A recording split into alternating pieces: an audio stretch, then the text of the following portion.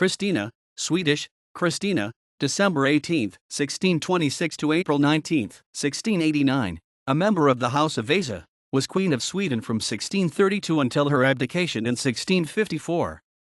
She succeeded her father Gustavus Adolphus upon his death at the Battle of Lützen, but began ruling the Swedish Empire when she reached the age of 18. Kristina argued for peace in the 30 Years' War, which was achieved in 1648.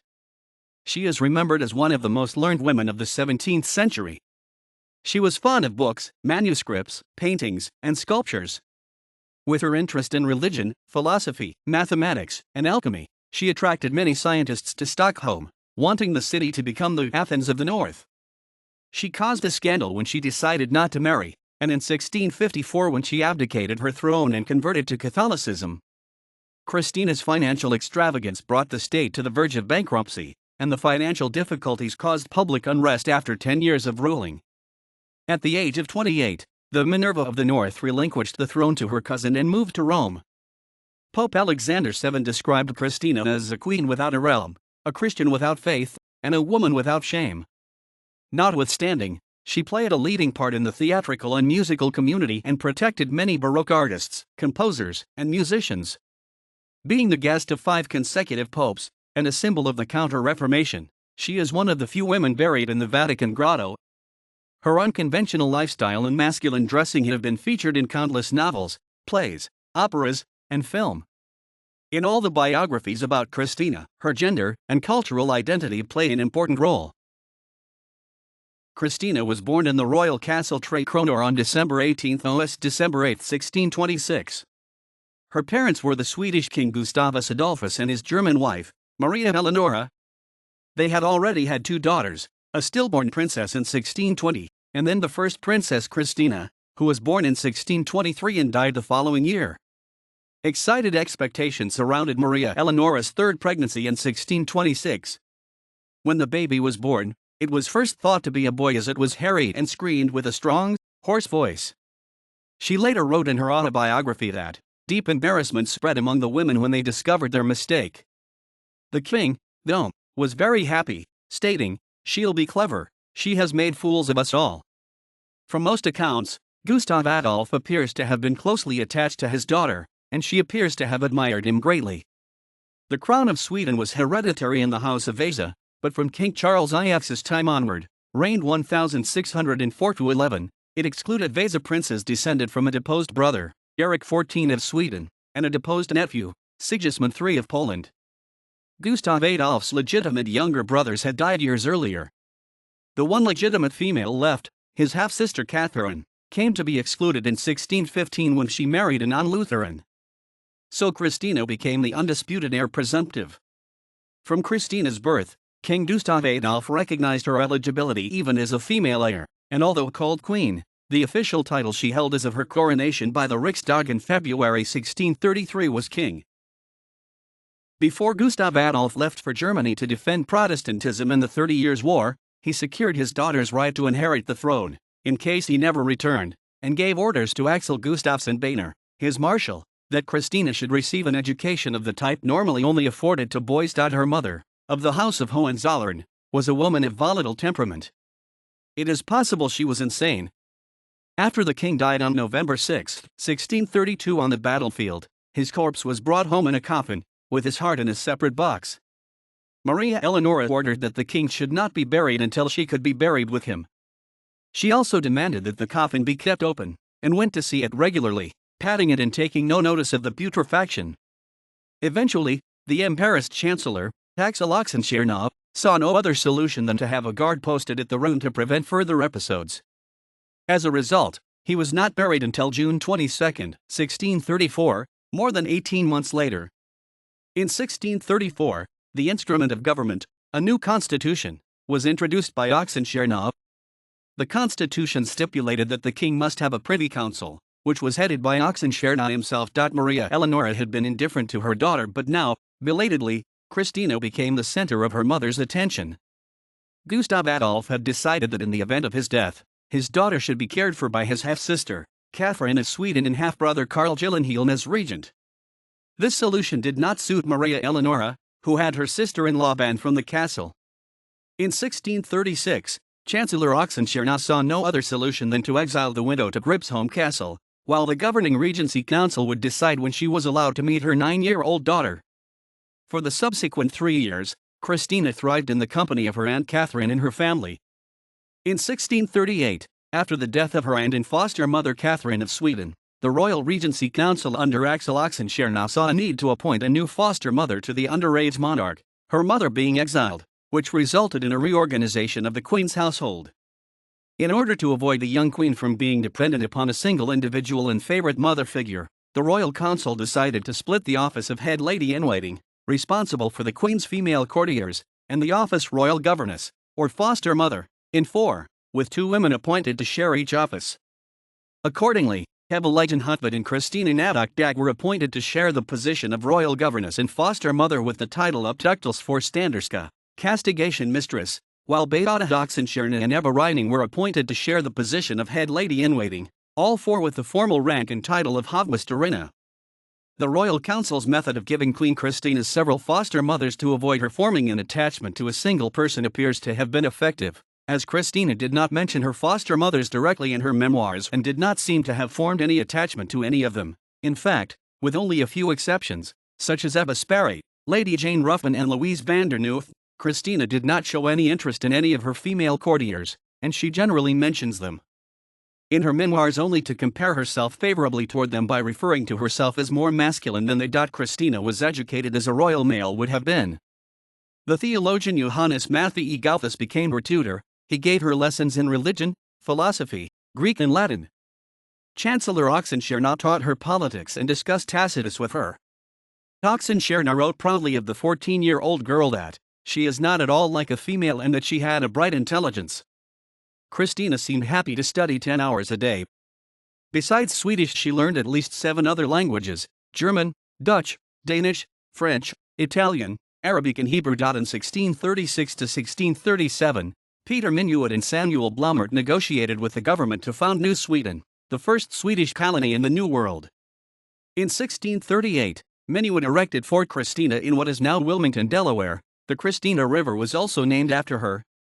The Queen Village neighborhood in Center City, Philadelphia, takes its name from the neighborhood street named in her honor.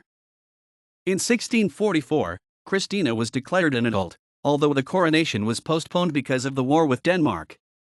In December 1643, Swedish troops overran Holstein and Jutland in the Torstenson War. The Swedes achieved much from their surprise attack. At the Treaty of Bronsebro, Denmark handed over the Isles of Gotland and Åsel to Sweden, while Norway lost the districts of Jämtland and Härjedalen. Sweden now virtually controlled the Baltic Sea, had unrestricted access to the North Sea, and was no longer encircled by Denmark. Norway. In 1648, she commissioned 35 paintings from Jacob Jordians for a ceiling in Uppsala Castle. In 1649, 760 paintings, 170 marble and 100 bronze statues, 33,000 coins and medallions, 600 pieces of crystal, 300 scientific instruments, manuscripts, and books, including the Sancti Crucis Laudibus by Rabanus Maurus, the Codex Argentius and the Codex Gigas, were transported to Stockholm. The art, from Prague Castle, had belonged to Rudolf II, Holy Roman Emperor, and was captured by Hans Christoph von Königsmarck during the Battle of Prague and the negotiations of the Peace of Westphalia. By 1649 to 1650, her desire to collect men of learning round her, as well as books and rare manuscripts, became almost a mania, Goldsmith wrote. To catalogue her new collection, she asked Isaac Vossius to come to Sweden and Heinsius to purchase more books on the market. In 1649, with the help of her uncle, John Casimir, and her cousins, Kristina tried to reduce the influence of Oxenstierna, and she declared Casimir's son, her cousin Charles Gustav, as her heir presumptive. The following year, Kristina resisted demands from the other estates, clergy, burghers, and peasants, in the Riksdag of the estates for the reduction of tax-exempt noble land holdings. She never implemented the policy.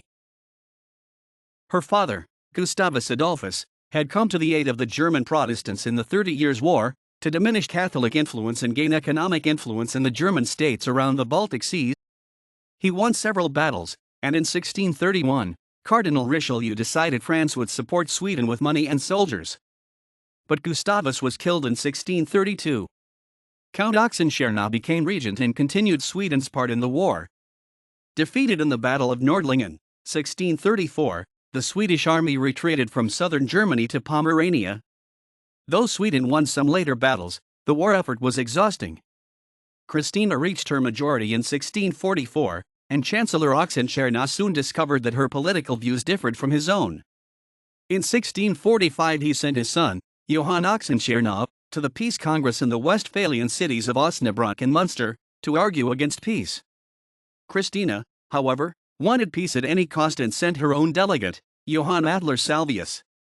The Peace of Westphalia was signed between May and October 1648, effectively ending the European wars of religion. Sweden received an indemnity of 5 million thalers, used primarily to pay its troops.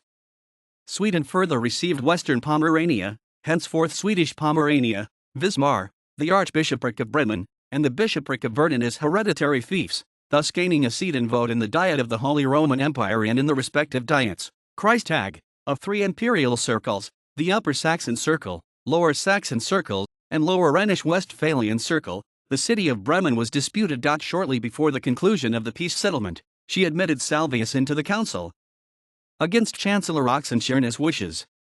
Salvius was no aristocrat, but Kristina wanted opposition to the aristocracy present. In 1645 Kristina invited Hugo Grotius to become her librarian, but he died on his way in Rostock. That same year she founded Ordinariat Posttagständer, Regular Mail Times, the oldest currently published newspaper in the world.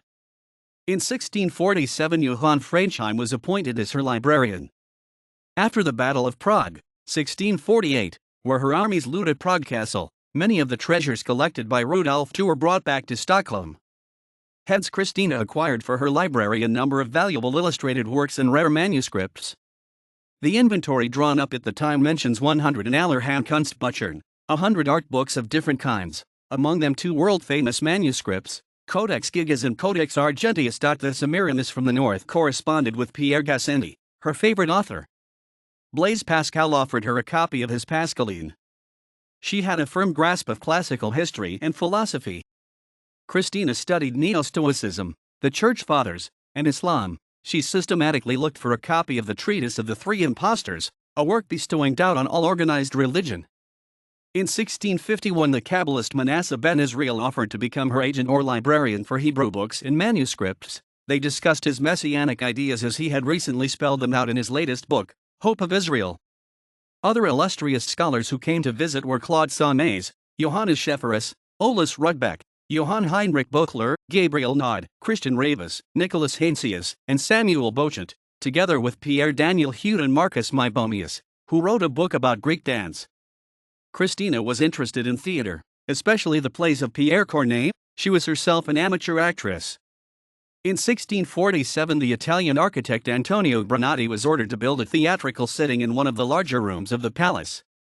The court poet George Stjernhielm wrote several plays in the Swedish language, such as Den Fängni Cupido eller Lady Ankara Diane, performed with Kristina in the main part of the goddess Diana. She invited foreign companies to play at Bolhuset, such as an Italian opera troupe in 1652 with Vincenzo Albrasi and a Dutch theater troupe with Ariana Nosmond and Susanna van Lee in 1653. Among the French artists she employed was Anschabenso de la Barre, who was made court singer. From 1638 Oxenstierna employed a French ballet troupe under Antoine de Beaulieu, who also had to teach Kristina to move around more elegantly. In 1646 Kristina's good friend, the French ambassador Pierre Chanot, met and corresponded with the philosopher René Descartes, asking him for a copy of his Meditations. Upon showing the queen some of the letters, Kristina became interested in beginning a correspondence with Descartes. She invited him to Sweden, but Descartes was reluctant until she asked him to organize a scientific academy. Kristina sent a ship to pick up the philosopher and 2,000 books. Descartes arrived on October 4, 1649. He resided with Chanot, and finished his Passions of the Soul. It is highly unlikely Descartes wrote a ballet à la naissance de l'Abdication, performed on her birthday. On the day after, December 19, 1649, he probably started his private lessons for the Queen. With Kristina's strict schedule he was invited to the cold and drafty castle at 5 a.m. daily to discuss philosophy and religion. Soon it became clear they did not like each other. She disapproved of his mechanical view, and he did not appreciate her interest in ancient Greek. On January 15, Descartes wrote he had seen Kristina only 4 or 5 times. On February 1, 1650, Descartes caught a cold. He died 10 days later, early in the morning on February 11, 1650, and according to Chaunut the cause of his death was pneumonia. Already at the age of 9, Kristina was impressed by the Catholic religion and the merits of celibacy. She read a biography on the Virgin Queen Elizabeth I of England with interest. Kristina understood that it was expected of her to provide an heir to the Swedish throne. Her first cousin Charles was infatuated with her, and they became secretly engaged before he left in 1642 to serve in the Swedish army in Germany for 3 years. Kristina revealed in her autobiography that she felt an insurmountable distaste for marriage and for all the things that females talked about and did. As she was chiefly occupied with her studies, she slept 3 to 4 hours a night, forgot to comb her hair, donned her clothes in a hurry, and wore men's shoes for the sake of convenience. Her unruly hair became her trademark. Her closest female friend was Eva Sparre, with whom she shared a bed and possibly a sexual relationship. Kristina, said to possess charm, called her belle, and most of her spare time she spent with La Belle Comtesse. She introduced the passion of her youth to the English ambassador Whitelock as her bedfellow and praised both her mind and her beauty. When Kristina left Sweden, she continued to write passionate letters to Sparre, in which she told her that she would always love her. On February 26, 1649, Kristina announced that she had decided not to marry and instead wanted her first cousin Charles to be heir to the throne. While the nobility objected to this, the 3 other estates, clergy, burghers, and peasants, accepted it. The coronation took place on October 22, 1650. Kristina went to the castle of Jakobsdal, where she entered in a coronation carriage draped in black velvet embroidered in gold and pulled by 3 white horses. The procession to Storkirken was so long that when the first carriages arrived, the last ones had not yet left Jakobsdal, a distance of roughly 10.5 kilometers or 6.5 miles. All 4 estates were invited to dine at the castle.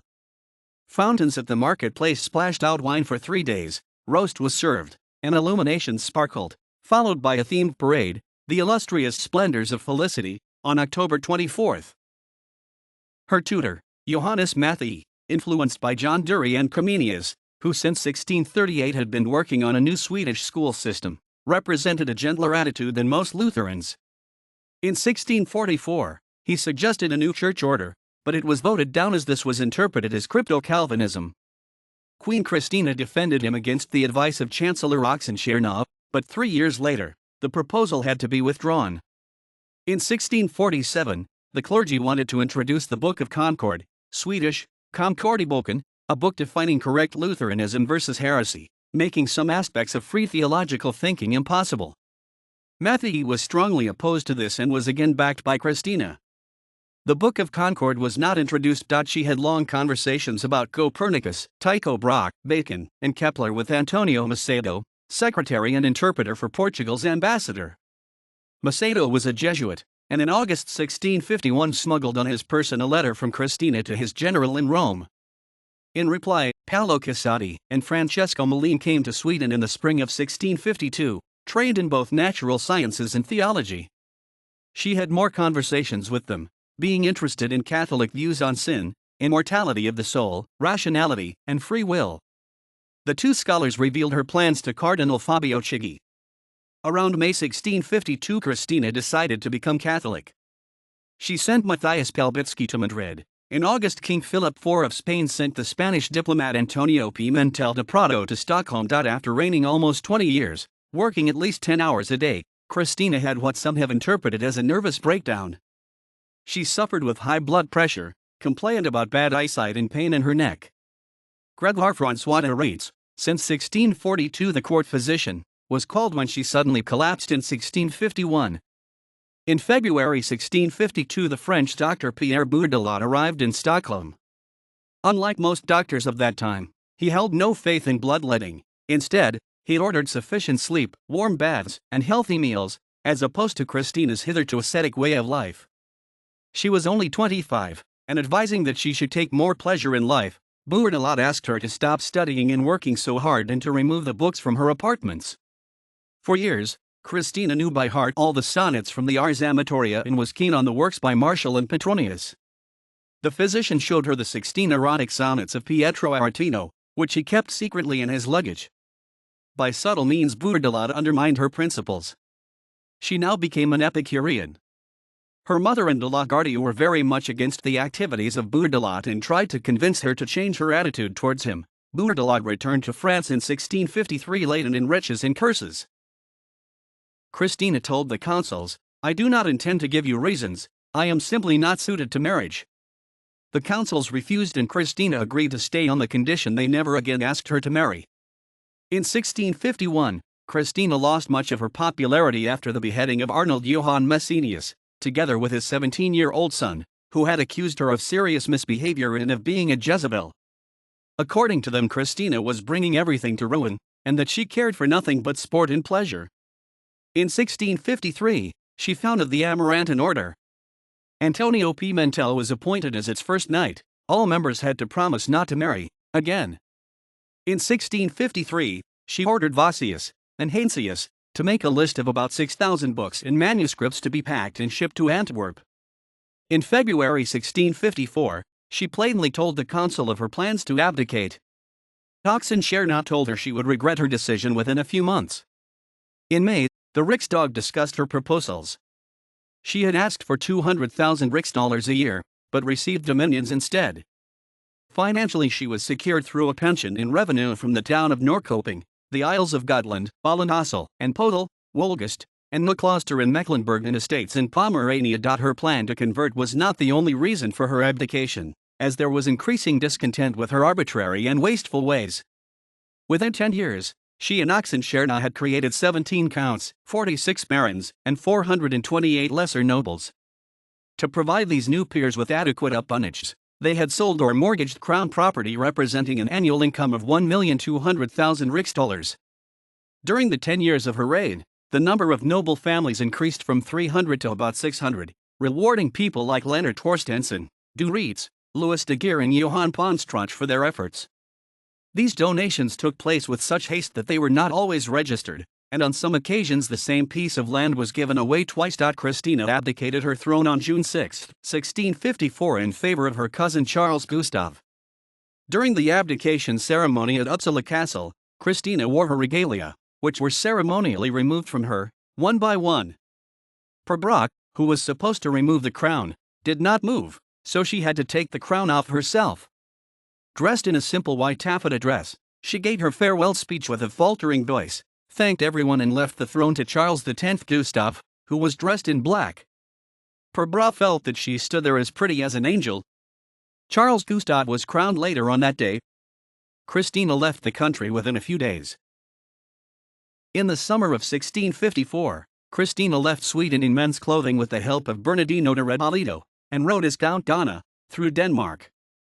Relations between the two countries were still so tense that a former Swedish queen could not have traveled safely in Denmark. Christina had already packed and shipped abroad valuable books, paintings, statues, and tapestries from her Stockholm castle, leaving its treasure severely depleted. Christina visited Frederick III, Duke of Holstein-Gottorp, and while there thought that her successor should have a bride, she sent letters recommending two of the Duke's daughters to Charles. Based on this recommendation, he married Hedwig Eleonora. On July 10, Christina arrived in Hamburg and stayed with Jacob Curiel at Krameranstuen. Christina visited Johann Friedrich Gronovius and Anna Maria van Sherman in the Dutch Republic. In August, she arrived in the southern Netherlands and settled down in Antwerp. For 4 months, Christina was lodged in the mansion of a Jewish merchant.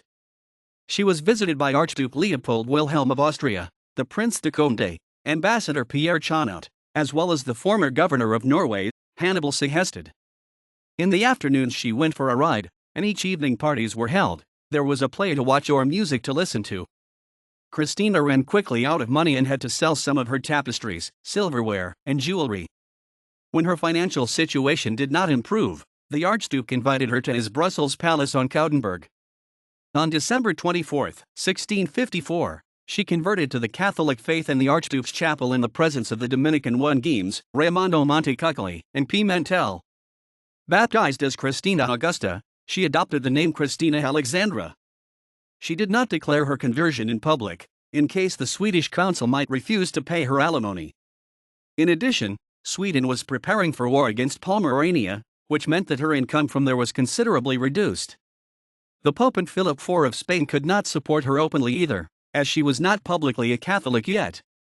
Kristina succeeded in arranging a major loan, leaving books and statues to settle her debts. In September, she left for Italy with her entourage of 255 persons and 247 horses. The Pope's messenger, the librarian Lucas Holstenius, himself a convert, waited for her in Innsbruck. On November 3, 1655, Kristina announced her conversion to Catholicism in the Hofkirche and wrote to Pope Alexander VII and her cousin Charles X about it. To celebrate her official conversion, L'Argia, an opera by Antonio Sestile, was performed. Ferdinand Charles, Archduke of Austria, already in financial trouble, is said to have been almost ruined by her visit. Her departure was on November 8. The southbound journey through Italy was planned in detail by the Vatican and had a brilliant triumph in Ferrara, Bologna, Faenza, and Rimini. In Pesaro, Kristina became acquainted with the handsome brothers Santinelli, who so impressed her with their poetry and adeptness of dancing that she took them into service, as well as a certain John Rinaldo Monaldeschi. The official entry into Rome took place on December 20, in a couch designed by Bernini through Porta Flaminia, which today is known as Porta del Popolo. Kristina met Bernini on the next day. She invited him to her apartment the same evening and they became lifelong friends. 2 days afterwards she was conducted to the Vatican Basilica, where the Pope gave her confirmation. It was then that she received from the Pope her second name of Alexandra, the feminine form of his own. She was granted her own wing inside the Vatican, decorated by Bernini. Kristina's visit to Rome was the triumph of Pope Alexander VII and the occasion for splendid Baroque festivities. For several months, she was the only preoccupation of the Pope and his court. The nobles vied for her attention and treated her to a never-ending round of fireworks, justs, mock duels, acrobatics, and operas. On January 31, Vita Humana in opera by Marco Marisoli was performed. At the Palazzo Barberini, where she was welcomed on February 28 by a few hundred privileged spectators, she watched an amazing carousel in the courtyard.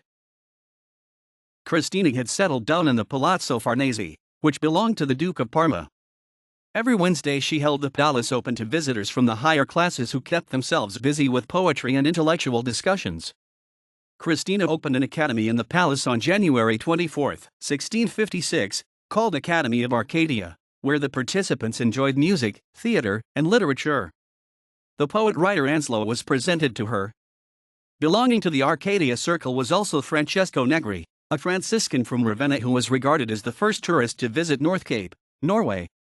Another Franciscan was the Swede Lars Skitt, whom, under the name Pater Laurentius, served as Kristina's confessor for 8 years. 29-year-old Kristina gave occasion to much gossip when socializing freely with men her own age. One of them was Cardinal Decio Azzolino, who had been a secretary to the ambassador in Spain, and responsible for the Vatican's correspondence with European courts. He was also the leader of the Squadrone Volante, the free-thinking flying squad movement within the Catholic Church. Kristina and Azzolino were so close that the Pope asked him to shorten his visits to her palace, but they remained lifelong friends. In a letter on January 26, 1676 to Azzolino, Kristina writes, in French, that she would never offend God or give Azzolino reason to take offense, but this does not prevent me from loving you until death, and since piety relieves you from being my lover, then I relieve you from being my servant, for I shall live and die as your slave. As he had promised to remain celibate, his replies were more reserved. In the meantime, Kristina learned that the Swedes had confiscated all her revenue as the princess had become a Catholic. King Philip IV of Spain ruled the Duchy of Milan and the Kingdom of Naples. The French politician Mazarin, an Italian himself, had attempted to liberate Naples from Spanish rule, against which the locals had fought before the Neapolitan Republic was created. A second expedition in 1654 had failed and the Duke of Guise gave up. Kristina's goal was to become a mediator between France and Spain in their contest to control Naples. Her plan detailed that she would lead French troops to take Naples and rule until bequeathing the crown to France after her death. Kristina sent home all her Spanish servants, including her confidant Pimentel and her confessor Games. On July 20, 1656, Kristina set sail from Civitavecchia for Marseille, where she arrived 9 days later. In early August she traveled to Paris, accompanied by the Duke of Guise. Mazarin gave her no official sponsorship, but gave instructions that she be celebrated and entertained in every town on her way north. On September 8 she arrived in Paris and was shown around. Ladies were shocked by her masculine appearance and demeanor and the unguarded freedom of her conversation. When visiting the ballet with La Grande Mademoiselle, she, as the latter recalls, surprised me very much, applauding the parts which pleased her, taking God to witness, throwing herself back in her chair, crossing her legs, resting them on the arms of her chair, and assuming other postures, such as I had never seen taken but by Travelin and Joblet, two famous buffoons. She was in all respects a most extraordinary creature. Christina was treated with respect by the young Louis XIV and his mother, Anne of Austria, in Compiègne. On September 22, 1656, the arrangement between her and Louis XIV was ready. He would recommend Christina as queen to the Kingdom of Naples, and serve as guarantor against Spanish aggression. As Queen of Naples she would be financially independent of the Swedish king, and also capable of negotiating peace between France and Spain. On her way back Christina visited the beautiful and atheistic Ninon de l'Enclos in the convent at Lagny-sur-Marne. In early October she left France and arrived in Torino. During the winter Christina lived in the Apostolic Palace in Pesaro, probably to flee the plague in Rome. The plague infested several regions including Naples, where 250,000 people died within 2 years. In July 1657 she returned to France, likely being impatient. It is not known where she stayed that summer. In Fontainebleau she was ordered by the court to halt. On October 15, 1657 apartments were assigned to her at the Palace of Fontainebleau, where she committed an action that stained her memory, the execution of Marchese Gian Rinaldo Monaldeschi, her master of the horse and formerly leader of the French party in Rome. For 2 months she had suspected Monaldeschi of disloyalty. She secretly seized his correspondence, which revealed that he had betrayed her interests. Christina gave 3 packages of letters to Lebel, a priest, to keep them for her in custody. 3 days later, at 1 o'clock on Saturday afternoon, she summoned Monaldeschi into the Galerie des Sources, discussing the matter in letters with him. He insisted that betrayal should be punished with death. She was convinced that he had pronounced his own death sentence. After an hour or so Lebel was to receive his confession. Both Lebel and Monaldeschi entreated for mercy, but he was stabbed by her domestics, notably Ludovico Santinelli, in his stomach and in his neck. Wearing his coat of mail, which protected him, he was chased around in an adjacent room before they finally succeeded in dealing him a fatal wound in his throat. In the end, he died, confessing his infamy and admitting Santinelli's innocence, protesting that he had invented the whole fantastic story in order to ruin him. Father Lebel was told to have him buried inside the church, and Christina, seemingly unfazed, paid an abbé to say a number of masses for his soul. She was sorry that she had been forced to undertake this execution, but claimed that justice had been carried out for his crime and betrayal. Mazarin, who had sent her old friend Jean out, advised Christina to place the blame due to a brawl among courtiers, but she insisted that she alone was responsible for the act. She wrote to Louis XIV, who 2 weeks later paid her a friendly visit without mentioning it. In Rome, people felt differently. Monaldeschi had been an Italian nobleman, murdered by a foreign barbarian with Santinelli as one of her executioners. The letters proving his guilt are gone. Christina left them with Lebel and only he confirmed that they existed. Christina never revealed what was in the letters, but according to Lebel, it is supposed to have dealt about her amours, either with Monaldeschi or another person. She herself wrote her version of the story for circulation in Europe. The killing of Monaldeschi in a French palace was legal, since Christina had judicial rights over the members of her court, as her vindicator Gottfried Leibniz claimed. As her contemporaries saw it, Christina as queen had to emphasize right and wrong, and her sense of duty was strong. She continued to regard herself as queen regnant all her life. She would gladly have visited England, but she received no encouragement from Cromwell and stayed in Fontainebleau as nobody else offered her a place. Anne of Austria, the mother of Louis XIV, was impatient to be rid of her cruel guest. Christina had no choice but to depart. She returned to Rome and dismissed Santinelli in 1659, claiming to be her ambassador in Vienna without her approval. On May 15, 1658, Christina arrived in Rome for the second time, but this time it was definitely no triumph. With the execution of Monaldeschi her popularity was lost. Pope Alexander VII remained in his summer residence and wanted no further visits from her. He described her as a woman born of a barbarian, barbarously brought up and living with barbarous thoughts, with a ferocious and almost intolerable pride. She stayed at the Palazzo Rospigliosi, which belonged to Mazarin, the French cardinal, situated close to the Quirinal Palace, so the Pope was enormously relieved when in July 1659 she moved to Trastevere to live in Palazzo Farnese, below the Janiculum, designed by Bramante. It was Cardinal Azzolino, her bookkeeper, who signed the contract, as well as provided her with new servants to replace Francesco Santinelli, who had been Monaldeschi's executioner. The Riario Palace became her home for the rest of her life. She decorated the walls with tapestries by Giovanni Francesco Grimaldi and paintings, mainly from the Venetian school and Renaissance, and almost no paintings from Northern European painters, except Holbein, Van Dyck, and Rubens. Her collections included very little religious subject matter and an abundance of mythological imagery, so it seems that Kristina was also much interested in classical history, prompting misbegotten academic speculation about the genuineness of her conversion. No Roman collection of art could match hers. She owned Correggido's Danae and two versions of Titian's Venus and Adonis, tapestries, sculpture, medallions, drawings by Raphael, Michelangelo, Caravaggio, Titian, Veronese and Goltzius, and portraits of her friends Azzolino, Bernini, Cabaspari, Descartes, Ambassador Chanot, and Dr. Bourdelot. In April 1660, Kristina was informed that Charles X Gustav had died in February. His son, Charles XI, was only 5 years old. That summer, she went to Sweden, pointing out that she had left the throne to her first cousin and his descendant, so if Charles XI died, she would take over the throne again. But as she was a Catholic, that was impossible, and the clergy refused to let the priests in her entourage celebrate any masses. Kristina left Stockholm and went to Norrköping. Eventually she submitted to a second renunciation of the throne, spending a year in Hamburg to get her finances in order on her way back to Rome. Already in 1654 she had left her and come to the banker Diego Teixeira in return for him sending her a monthly allowance and covering her debts in Antwerp. She visited the Teixeira family at Jungfernstieg and entertained them in her own lodgings. In the summer of 1662, she arrived in Rome for the third time, followed by some fairly happy years.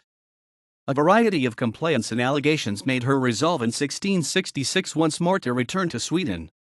She proceeded no farther than Norrköping, where she received a decree she was only allowed to settle in Swedish Pomerania. Kristina immediately decided to go back to Hamburg. There she was informed that Alexander VII, her patron and tormentor, had died in May 1667. The new pope, Clement IX, a victory for the Squadron, had been a regular guest at her palace. In her delight at his election, she threw a brilliant party at her lodgings in Hamburg, with illuminations and wine in the fountain outside. The party enraged Hamburg's Lutheran populace, and the party ended in shooting, an attempt to seize the queen, and her escape in disguise through a back door. Again she met with the charlatan Giuseppe Francesco Borri. On September 16, 1668, John II Casimir abdicated the Polish-Lithuanian throne, and returned to France. The Polish monarchy was elective, and Kristina, as a member of the House of Vasa, put herself forward as a candidate for the throne. She recommended herself being Catholic, an old maid, and intended to remain one. She had Pope Clement IX's support, but her failure seemed to please her, since this meant that she could return to her beloved Azzolino. She left the city on October 20, 1668. Kristina's fourth and last entry in Rome took place on November 22, 1668. Clement IX often visited her. They had a shared interest in plays. Kristina organized meetings of the Accademia in the Great Hall, which had a platform for singers and players. When the Pope suffered a stroke, she was among the few he wanted to see at his deathbed. In 1671, Kristina established Rome's first public theater in a former jail, Tordino. The new Pope, Clement X, worried about the influence of theater on public morals. When Innocent XI became Pope, things turned even worse. Within a few years he made Kristina's theater into a storeroom for grain, although he had been a frequent guest in her royal box with the other cardinals. He forbade women to perform with song or acting, and the wearing of décolleté dresses. Kristina considered this sheer nonsense, and let women perform in her palace. In 1675 she invited Antonio Vieira to become her confessor. Itinerant doctor and scapegrace, Nicholas Heinsius the Younger, the legitimized son of a former literatus at Kristina's court in Stockholm, arrived in Rome in 1679, converted, and was appointed the Queen's personal physician until about 1687, providing autobiographical material for his picaresque novel The Delightful Adventures and Wonderful Life of Mirandamer, 1695. Kristina wrote an unfinished autobiography, of which there are several drafts extant, essays on her heroes Alexander the Great, Cyrus the Great and Julius Caesar, on art and music, Pensées, l'ouvrage du loisir and Les Sentiments Heroiques, and acted as patron to musicians and poets as Vincenzo da Filicaja, Carlo Ambrogio Lonati and Giacomo Carissimi were Kapellmeister, Lelio Callista lute player, Loreto Vittori and Marco Marisoli singers and Sebastiano Baldini librettist. She had Alessandro Stradella and Bernardo Pasquini to compose for her. Arcangelo Corelli dedicated his first work, Sonata di Chieso Opus 1, to her. On February 2, 1687, Corelli or Alessandro Scarlatti directed a tremendous orchestra performing a Pasquini cantata in praise for James II, England's first Catholic monarch since Mary I, to welcome Roger Palmer, 1st Earl of Castlemaine, as the new ambassador to the Vatican, accompanied by the painter John Michael Wright, who knew Rome and spoke Italian. Christina's politics and rebellious spirit persisted long after her abdication of power. When Louis XIV revoked the Edict of Nantes, abolishing the rights of French Protestants, Huguenots, Christina wrote an indignant letter, dated February 2, 1686, directed at the French ambassador César d'Estrées. Louis did not appreciate her views, but Christina was not to be silenced. In Rome, she made Pope Clement X prohibit the custom of chasing Jews through the streets during the carnival. On August 15, 1686, she issued a declaration that Roman Jews were under her protection, signed La Regina, the Queen. Christina remained very tolerant towards the beliefs of others all her life. She on her part felt more attracted to the views of the Spanish priest Miguel Molinos, whom she employed as a private theologian. He had been investigated by the Holy Inquisition for proclaiming that sin belonged to the lower sensual part of man and was not subject to man's free will.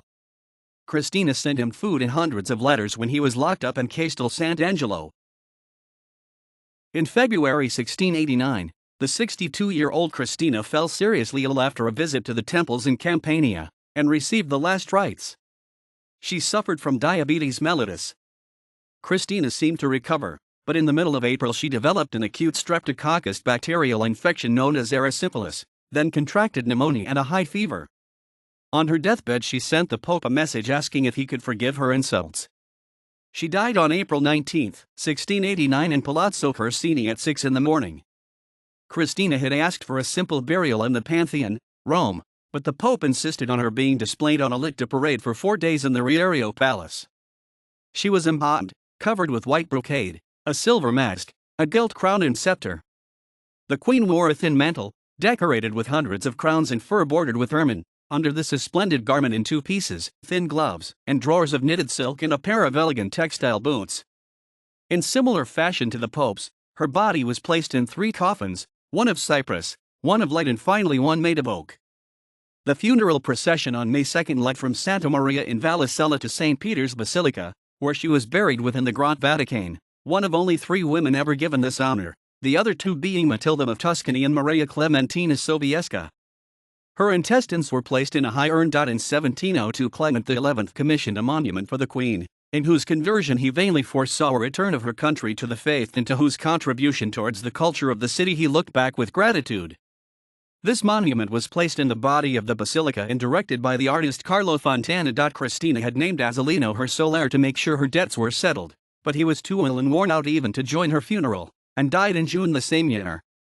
His nephew, Pompeo Azzolino, was his sole heir, and he rapidly sold off Christina's art collections. Until 1649, when Christina was 23, the Swedish royal art collection was unimpressive, with good tapestries but for paintings, little more than about 100 works by minor German, Flemish, and Swedish painters.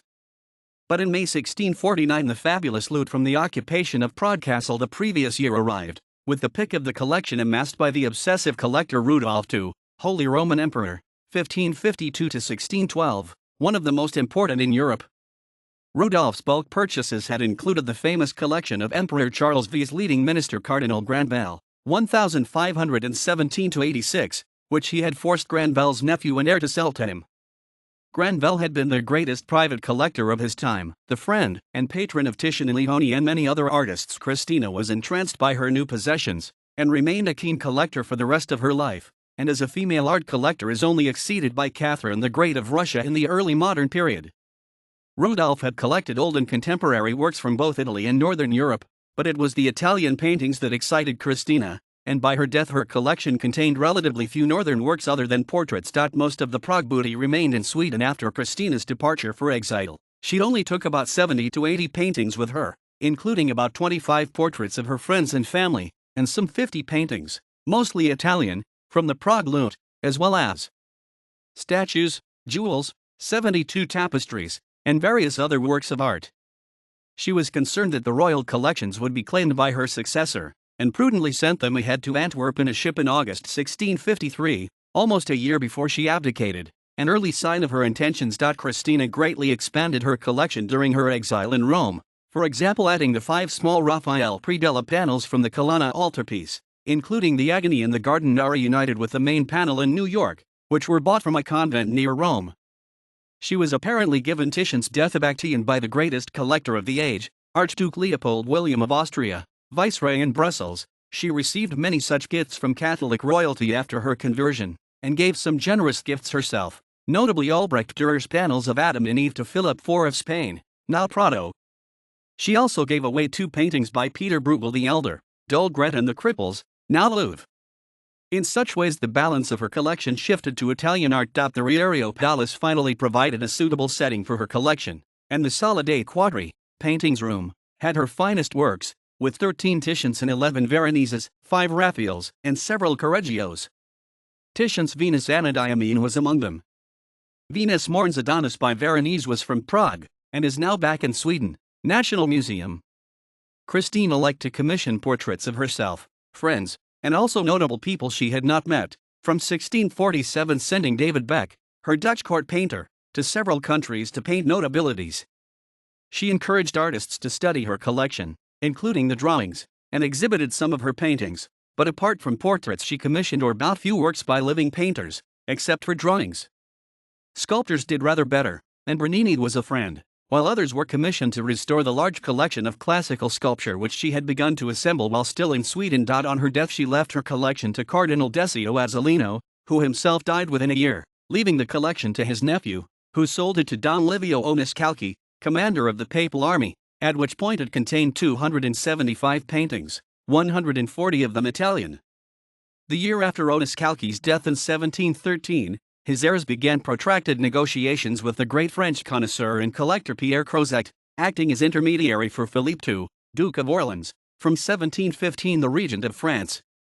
The sale was finally concluded and the 123 paintings included in the sale delivered in 1721, forming the core of the Orleans collection, the paintings from which were mostly sold in London after the French Revolution, many still remaining in the United Kingdom. The French experts complained that Kristina had cut down several paintings to fit her ceilings, and had over-restored some of the best works, especially the Correggios, implicating Carlo Maratti. At first, removing her collections from Sweden was seen as a great loss to the country, but in 1697 Stockholm Castle burned down with the loss of almost everything inside, so they would have been destroyed if they had remained there. The sculpture collection was sold to the King of Spain, and mostly remains in Spanish museums and palaces. Her large and important library was bought by Alexander VIII for the Vatican Library, while most of the paintings ended up in France, as the core of the Orleans collection. Many remain together in the National Gallery of Scotland.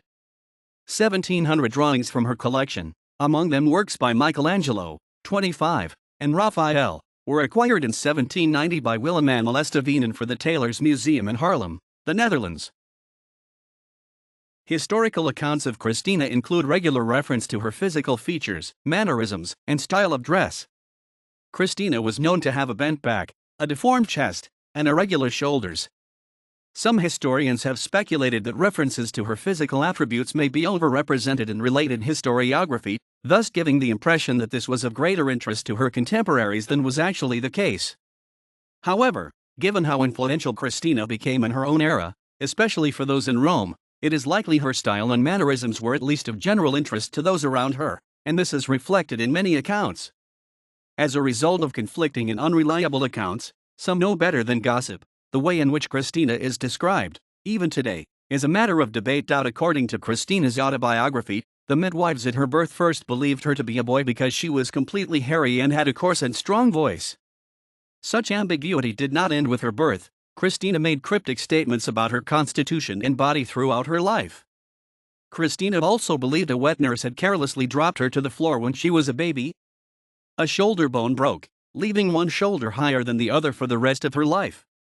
A number of her contemporaries made reference to the differing height of her shoulders. As a child, Kristina's mannerisms could probably best be described as those of a tomboy.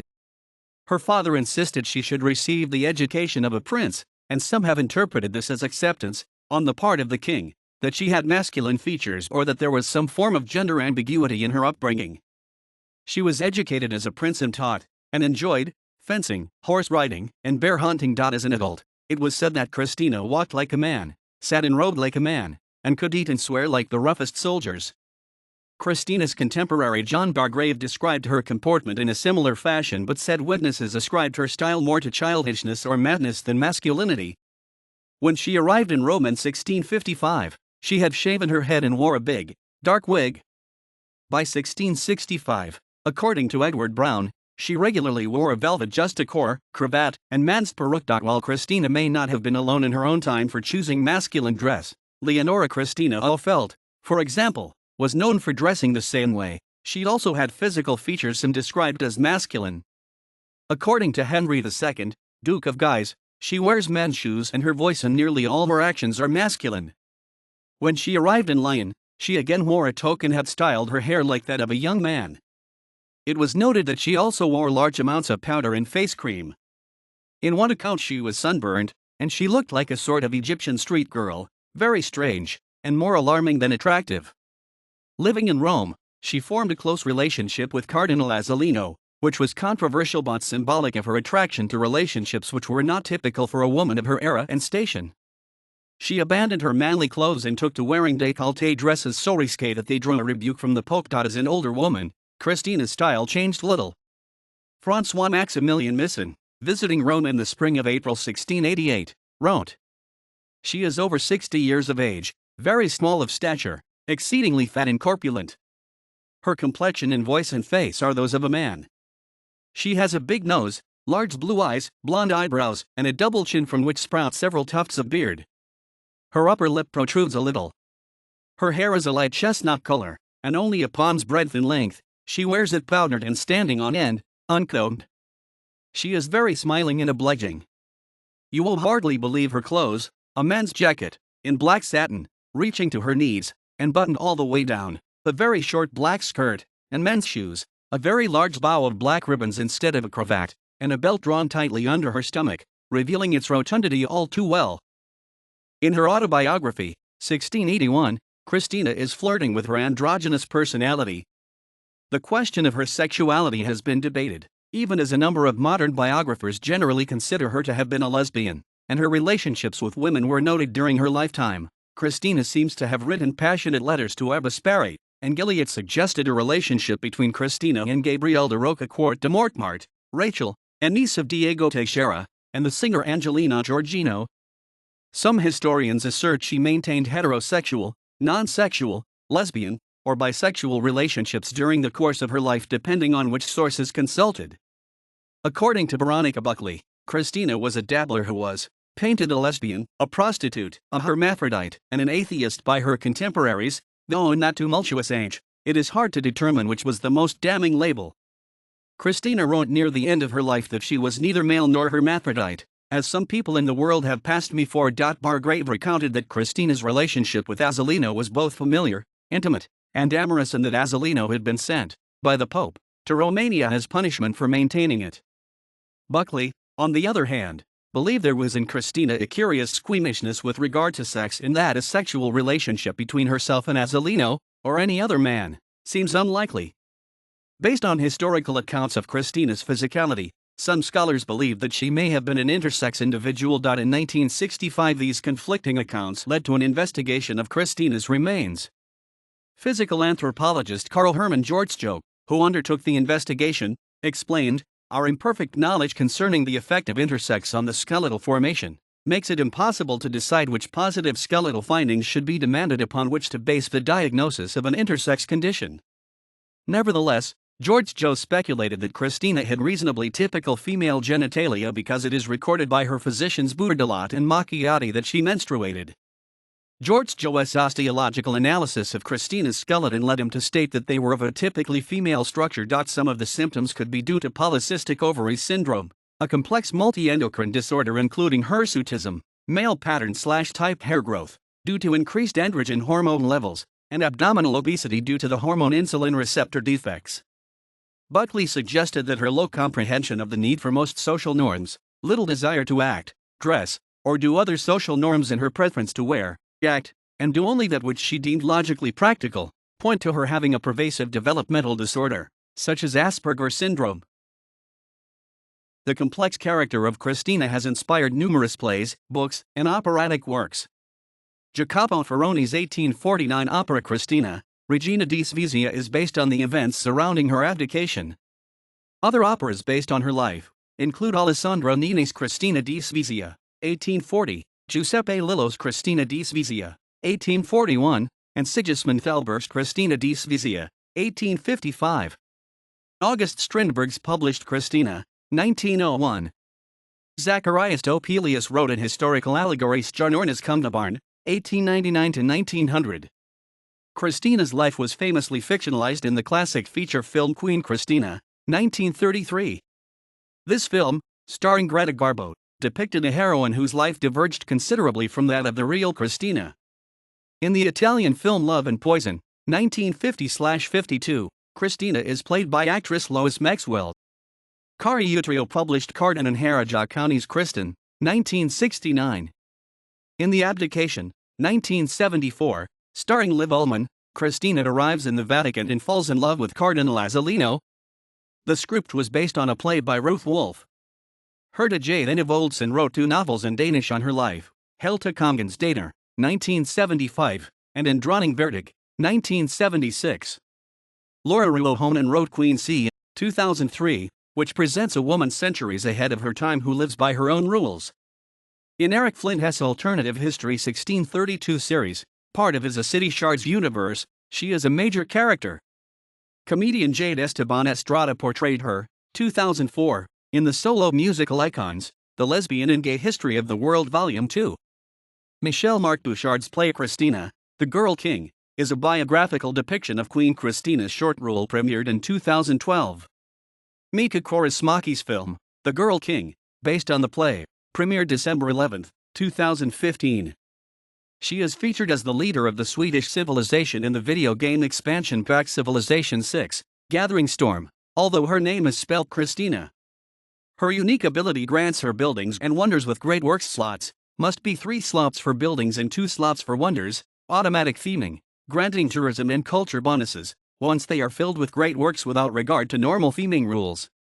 In addition, she has a unique government plaza building that grants her multiple great works slots and extra points towards great people that can create said great works. Place names: Kristiine District of Tallinn, Estonia. Queen Village, Philadelphia. Kristina River. Ackerman, S. 1991. Queen Kristina of Sweden in her circle, the transformation of a 17th-century philosophical libertine. New York, E. J. Brill. ISBN 978-90-04-09310-2. Buckley, Veronica, 2004. Kristina, Queen of Sweden. London, Harper Perennial.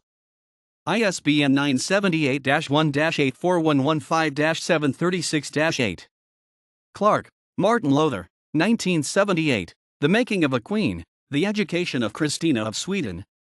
In History Today, Volume 28, Issue 4, April 1978. Essen-Mahler, E. 1937. Drottning Kristina. En Manuskriptstudier Kersenpunkt. Lund, C.W.K. Gleerup. Goldsmith, Margaret L. 1935. Kristina of Sweden, The Psychological Biography. London, A. Barker Ltd. Granlund, Lise, 2004. Queen Hedwig Eleonora of Sweden, Dowager, Builder, and Collector. In Campbell Orr, Clarissa, ed. Queenship in Europe 1660-1815, The Role of the Consort. Cambridge University Press. Pages 56-76. ISBN 978-0-521-81422-5. Great, Pontus, Vasa, House of 5. Kristina, Queen of Sweden. Grove Art Online. Oxford Art Online. Oxford University Press. Accessed July 22, 2017. Subscription required. George Doak, Carl Hermann, 1966. The opening of Queen Kristina's sarcophagus in Rome. Stockholm, Norstedts. George Doak, Carl Hermann, 1966. Queen Kristina of Sweden, a medical/anthropological investigation of her remains in Rome. Acta Universitatis Londensis. Lund, C.W.K. Gleerup. Johnson, L. Amory Nielsen and Gregor Anderson, 1994. Music in Isveriga. Fran Thornton till Stormakstiden Slot 1720. Music in Sweden. From Antiquity to the End of the Great Power Era 1720, in Swedish. Lofgren, Lars, 2003. Svensk Teater, Swedish Theater, in Swedish. Mander, Mona, 1997. Extraordinary Women in Support of Music. Lanham, Maryland, Scarecrow Press. Pages 29 to 35. ISBN 978-0-8108-3278-7. Meyer, Carolyn, 2003. Kristina, the Girl King, Sweden, 1638. Penny, Nicholas, National Gallery Catalogs, New Series The 16th Century Italian Paintings, Volume 2, Venice 1540 to 1600, 2008. National Gallery Publications Ltd., ISBN 185-709-9133. Platten, Magnus von, 1966.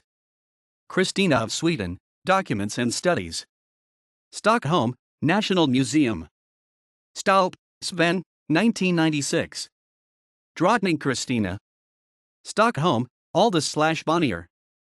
Torrione, Margarita, 2011. Alejandro, Genio Ardient. El Manuscrito de Kristina de Suecia sobre la vida y hechos de Alejandro Magno, Madrid, editorial Antonio Machado, 212 p. Color L.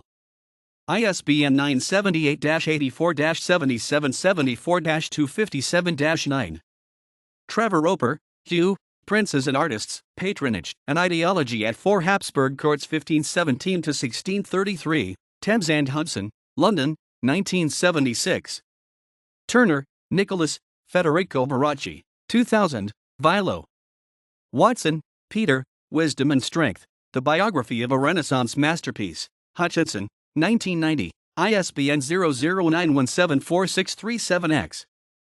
Daniela Williams, Joseph Eckel, 1737 to 1798, and the Quaint Collection of Queen Kristina of Sweden in Rome, Journal of the History of Collections 31, 2019.